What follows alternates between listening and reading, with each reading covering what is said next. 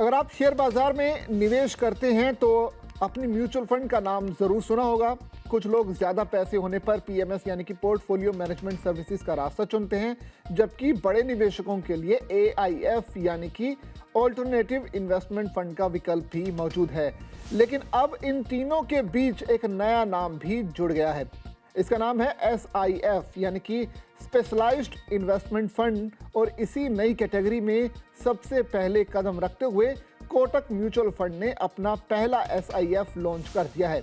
इस नए फंड का नाम है Kotak infinity hybrid long short fund. Kotak mutual fund के इस नए फंड ऑफर यानी कि एनएफओ की शुरुआत 15 जून 2026 से हो गई है। ये एनएफओ निवेशकों के लिए 29 जून 2026 तक खुला रहेगा। यानी जिन निवेशकों को ये नया निवेश विकल्प समझ में आता है और जो इससे जुड़े जोखिमों को समझते हैं, उनके पास निवेश का सीमित समय होगा। ऐसे में सवाल ये है कि आखिर एसआईएफ क्या है। आसान भाषा में समझें तो एसआईएफ को सेबी ने ऐसी नई निवेश श्रेणी के रूप में पेश किया है जो कि पारंपरिक म्यूचुअल फंड और ज्यादा उन्नत निवेश विकल्पों जैसे कि पीएमएस और एआईएफ के बीच की दूरी को कम करती है। यानी इसका मतलब ये हुआ कि अगर पारंपरिक म्यूचुअल फंड एक सीधी सड़क है और पीएमएस तथा एआईएफ एक्सप्रेसवे हैं, तो एसआईएफ इन दोनों के बीच का एक फ्लाईओवर है। इसमें फंड मैनेजर को पोर्टफोलियो बनाने में पारंपरिक म्यूचुअल फंड के मुकाबले ज्यादा लचीलापन मिल सकता है। हालांकि ये पूरी तरह से सेबी के नियामकीय प्रावधानों के दायरे में होगा, लेकिन इसका मतलब ये भी है कि इसमें अवसर ज्यादा हो सकते हैं तो जोखिम भी अलग तरह के हो सकते हैं।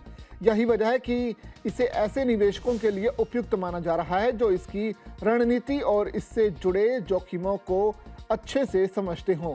Kotak infinity hybrid long short fund का मकसद अलग अलग बाजार परिस्थितियों में निवेश का रास्ता तलाशना है।